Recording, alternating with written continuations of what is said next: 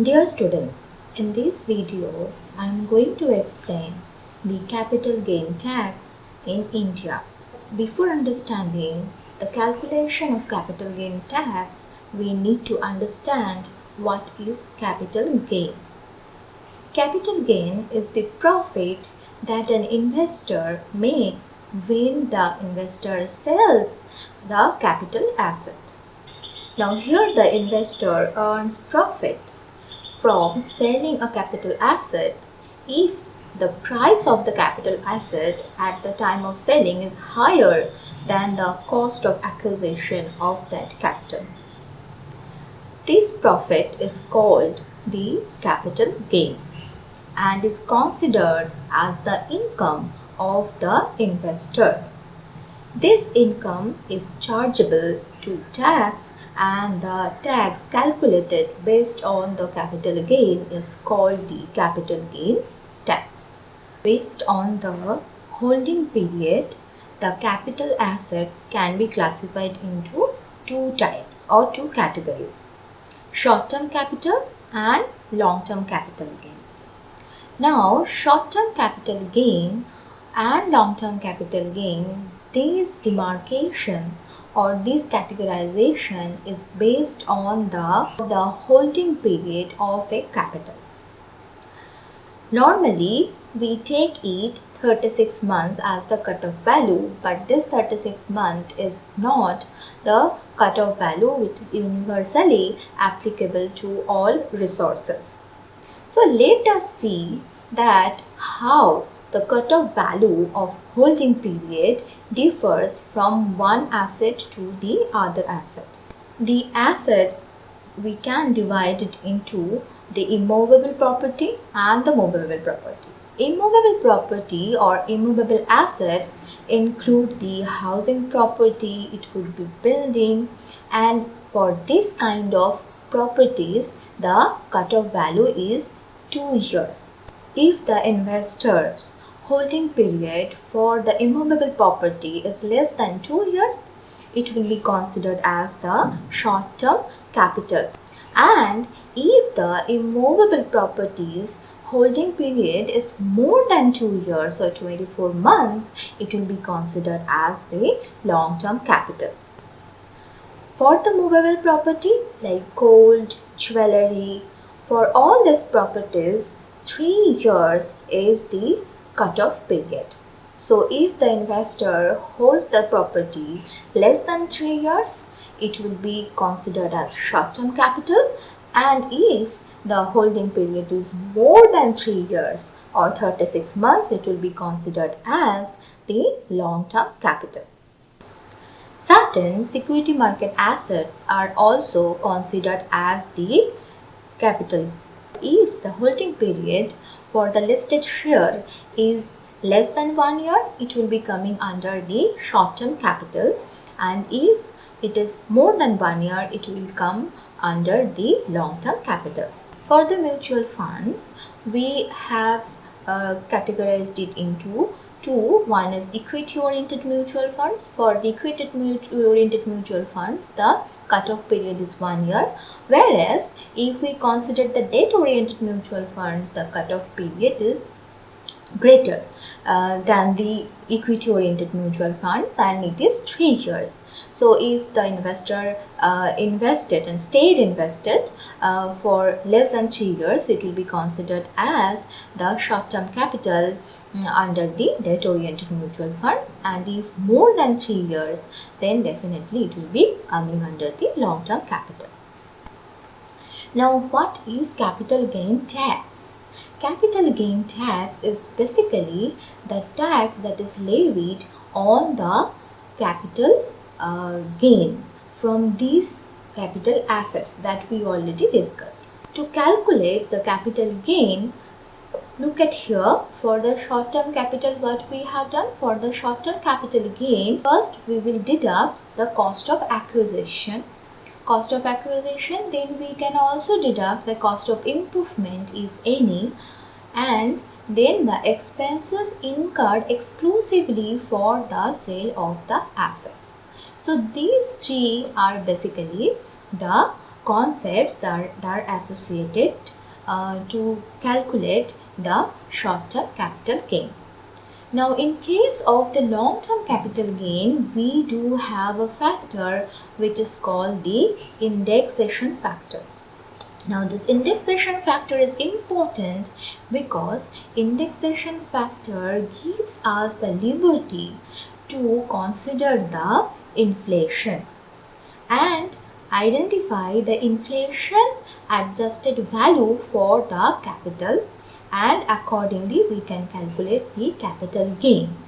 This indexation factor is not applicable for the short-term capital gain but for the long-term capital gain. Now let us take an example and see how the calculation of capital gain works. Now let us look at the numerical problem. Here in the given numerical problem, we have the information about the capital gain from the housing property. Mr. Gopal has purchased a house at rupees 45 lakhs in February 2011. So first important information is the purchase price, which is 45 lakh. Second important information is the February 2011. Now he improved the house through a renovation in June 2011. So there is another information that June 2011 the person Mr. Gopal has improved the house. Improved the house means renovation he has done, and the cost of this renovation is 5 lakh. So here we have another information regarding the improvement of the house. Apart of that, we also have the information in the example about the cost of inflation index, or which is called CII. Now CII has been given for 3 years. For the financial year 2010-11 it was 167. For the financial year 2011-12 it was 184, and for the financial year 2019-20 it was 289. We also have the information that Mr. Joshi, here I think the name is Gopal Joshi. So Mr. Joshi belongs to the highest income tax slab, that is 30%. And he also has paid the brokerage cost of rupees 1 lakh during the purchase time of the house. Now all this information are given to us. And what are the questions? First question is that what will be the capital gain tax if he sells the house in January 2012 at the price rupees 60 lakhs? This is the first question. Second question is that what will be the capital gain tax if he sells the house in September 2019 at rupees 90 lakh, or at the price of rupees 90 lakhs. Here I will request to all the students to write down the question so that they can follow me when I'll solve this problem. The next slide. The highlighted part is the information. So focus on the information that I have already highlighted. Now let us move to solve the problem. First we will focus on the first problem. So in the first case, the purchase price. What is the purchase price? Purchase price is rupees 45 lakh.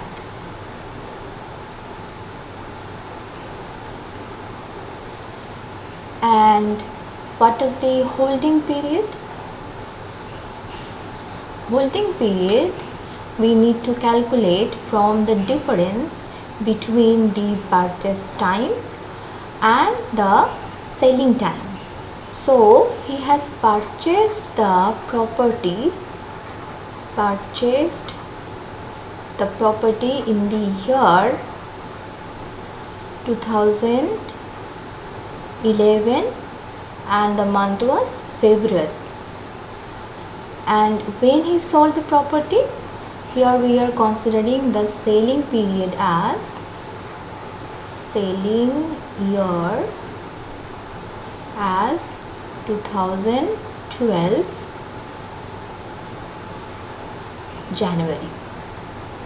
So what will be the holding period? The difference between these two. So here the holding period will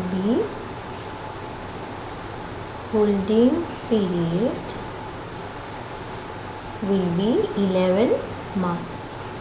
Now 11 months, which is less than 2 years. It is less than 2 years means it is coming under the short term capital gain. So it will be short term capital gain. And in this case, what kind of tax will be applicable? That will be short term capital gain tax. Short term capital gain tax is levied as per the income tax slab. So here if you look at the question, then it is already mentioned that the person is belonging to the 30% of income tax slab. So whatever capital gain we can see here in the STCG, the tax rate will be applicable will be the 30%. Clear? So first thing that we need to consider is the holding period, and based on that we will decide that what percentage of tax will be applicable for that capital gain.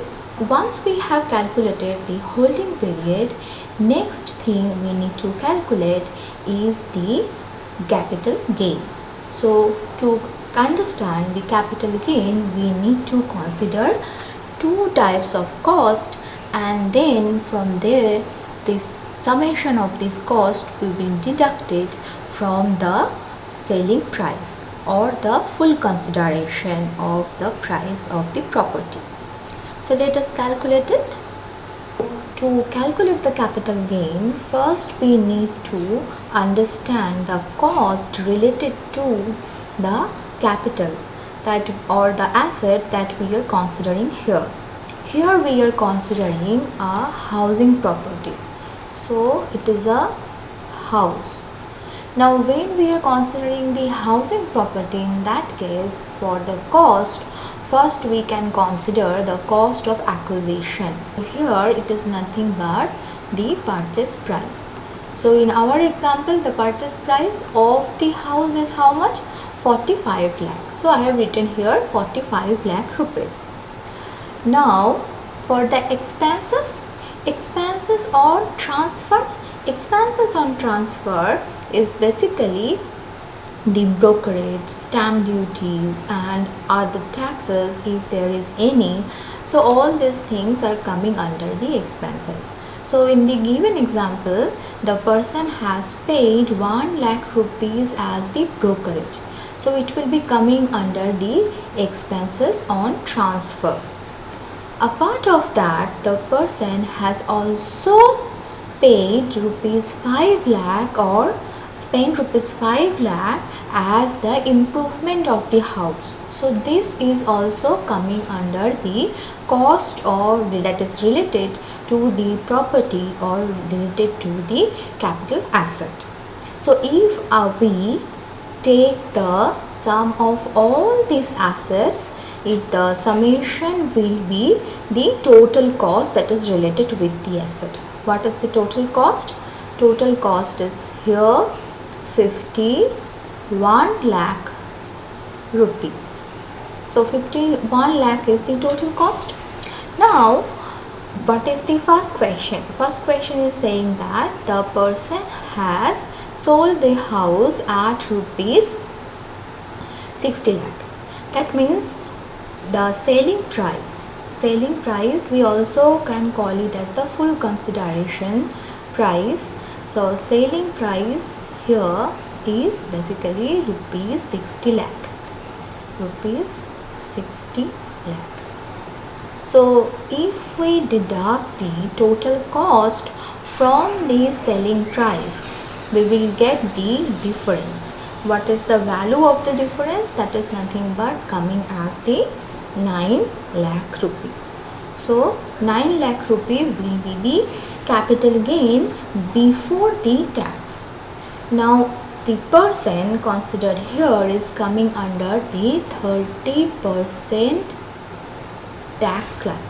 So 30% of this capital gain that he has gained from the short run or from the 11 months of holding of this property, so here 30% will be paid to the government as the capital gain tax. So the tax liability here will be rupees 2,70,000 rupees. So this will be the tax liability. How we have calculated? We have calculated the from the capital gain, that the 30% of this capital gain, that is 9 lakh rupee, will be coming as the tax liability. So if the person paid the tax of 2,70,000 rupee, then what will be the profit after tax?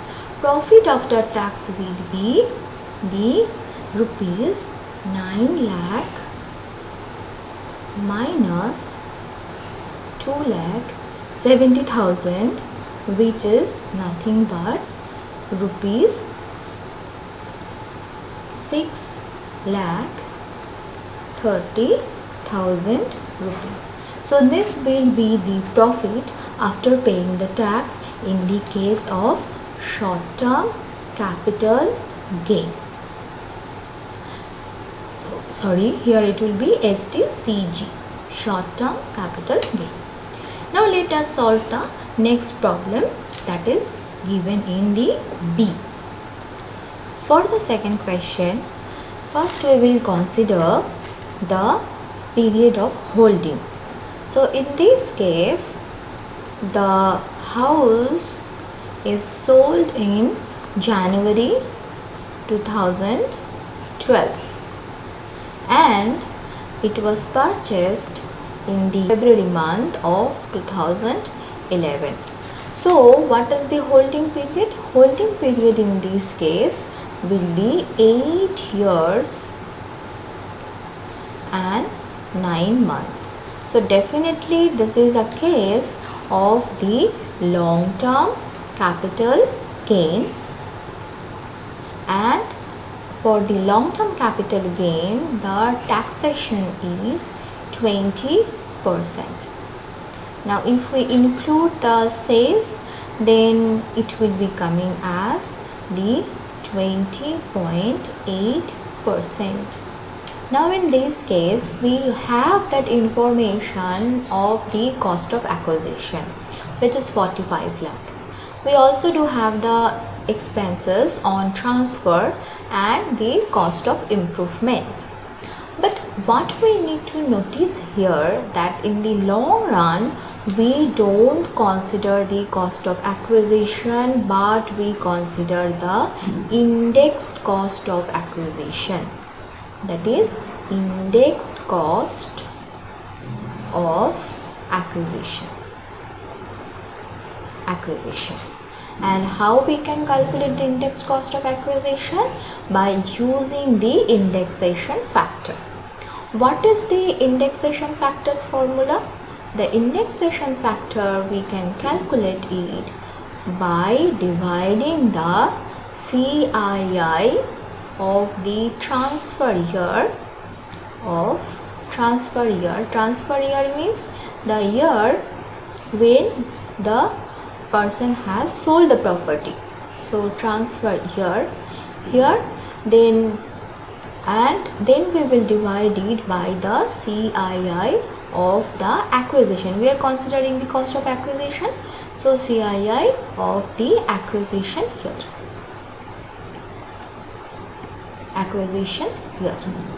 Now here, when the acquisition happened?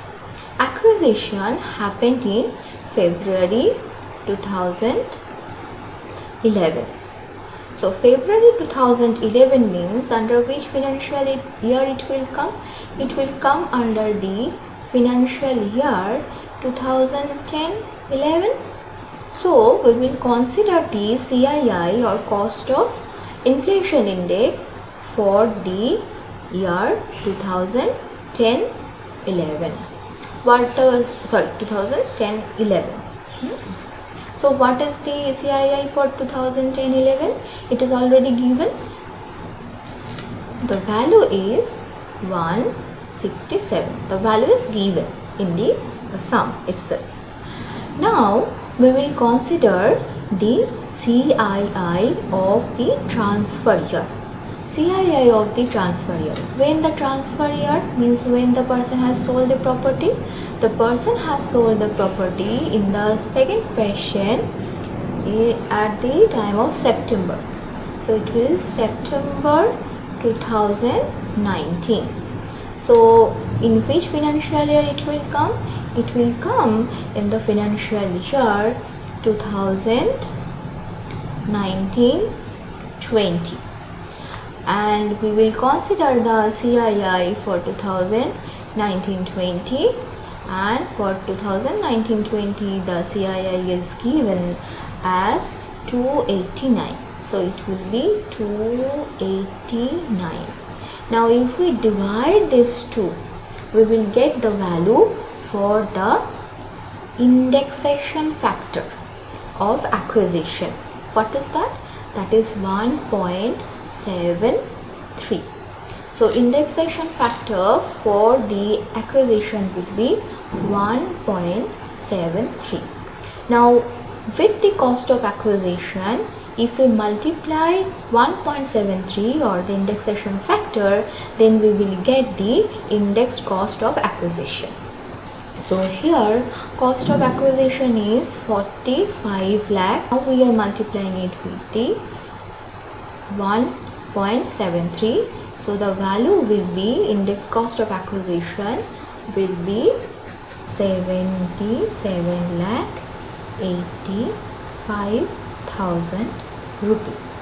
So in this case we will not consider the actual cost of acquisition or the purchase price, rather we will consider here the indexed cost of acquisition, that is 77 lakh 85,000 rupees. Now we will consider the cost of improvement. So to find out the cost of improvement, again the same thing we will apply, that we will consider here the indexed cost of improvement. To calculate the indexed cost of improvement, again we need to identify the indexation factor for the improvement here. So in this case, let us calculate it. To calculate the indexation factor for the improvement, we will definitely consider the CII of the transfer year in the numerator. So the CII of the transfer year was 289, that is already written. And when, in which year the improvement happened? The improvement has happened in the year 2011-12. That was the year or the financial year. For this financial year, what is the value for the inflation index? That was 184. So here we will consider, in the denominator we will consider the CII of the renovation year. So renovation year, and the value is 184. So if we divide 289 by 184, we will get 1.57. So this 1.57 is the indexation factor for the improvement of this house. Now if we multiply this indexation factor with the cost of improvement that is given here is 5 lakh, if we multiply it, we will get the value that is the indexed cost of improvement. What is this value? This will be 7,85,326 rupees. So now we will not consider the cost of improvement as it is, but the index cost of improvement, that is 7,85,326 rupees. Now for the expenses of transfer is little tricky to handle. Now the transfer this basically considers the brokerages, stamp duties or advertisement fees, anything that are included to transfer the ownership from one person to the other, or at the time of selling and time of buying of the capital asset. If we consider brokerage, the brokerage can be included in 2 times. One is at the time of purchasing, the purchaser that can pay the brokerage purchase, and the selling time. So the seller also can pay the brokerage. Now if the brokerage has been paid during the purchase or the buyers have paid it, it will come under the cost of acquisition.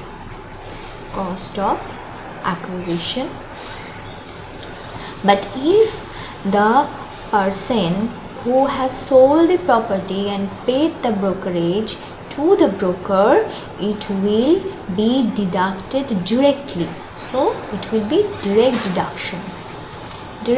deduction from the full consideration of price, or the selling price So now we have the index cost of acquisition, index cost of improvement, and the expenses on the transfer. If the expenses on the transfer is paid and associated to the selling of the property, then we will keep it as it is. So here if we take the sum of all these items, we will get the cost of acquisition. So in this case, the cost of acquisition will be 86,70,326 rupees. Now what will be the tax liability? To gain the tax liability or to calculate the tax liability, we need to identify the capital gain. We know that the full consideration price or the selling price is 90 lakh rupees in this case. So 90 lakh rupees is the full consideration price. So it is full consideration 90 lakh. And what is the total cost? Total cost is 86,70,326. So what will be the capital gain? Capital gain here will be 3,29,674 rupees. Now tax liability. How much tax will be levied here? Here the 20% of capital gain tax will be levied, which is the long-term capital gain tax. And in some cases we will find that it is written as 20.8%. 20.8% is basically including the sales of the long-term capital gain tax. So in this case, we will basically multiply this capital gain with the 20.8% because we are considering also the sales. We have also included the sales into it. If we multiply it, then tax liability will be calculated as 68,572 rupees. Now if we deduct it from the capital gain, that is 3,29,674, we will get the profit after paying the long-term tax. This value will be equal to 2,61,102. So this will be the capital gain after paying the tax, or profit after paying the tax. Now we will also consider the second situation of the brokerage when the brokerage has been paid by the buyer. Let us see how we can calculate and include that information into the calculation of the capital gain tax. Now what will happen if the brokerage is paid at the time of purchasing the property? Then it will come under the cost of acquisition, and we will calculate the indexed cost of acquisition for that particular property. So in this case, the buyer has paid 45 lakh at the time of purchasing the property plus 1 lakh of brokerage. So total cost of acquisition for this case will be 46 lakh rupee. Now for 46 lakh rupee, we already calculated the indexation factor for the buying year. So indexation factor for the buying year, it is 1.73. This we will multiply with the cost of acquisition, that is 46 lakh, and if we multiply it, the value for the cost of, or the indexed cost of acquisition, will be 79,58,000 rupees. Now let us solve the problem with the concept that the buyer has paid the brokerage at the time of buying that property.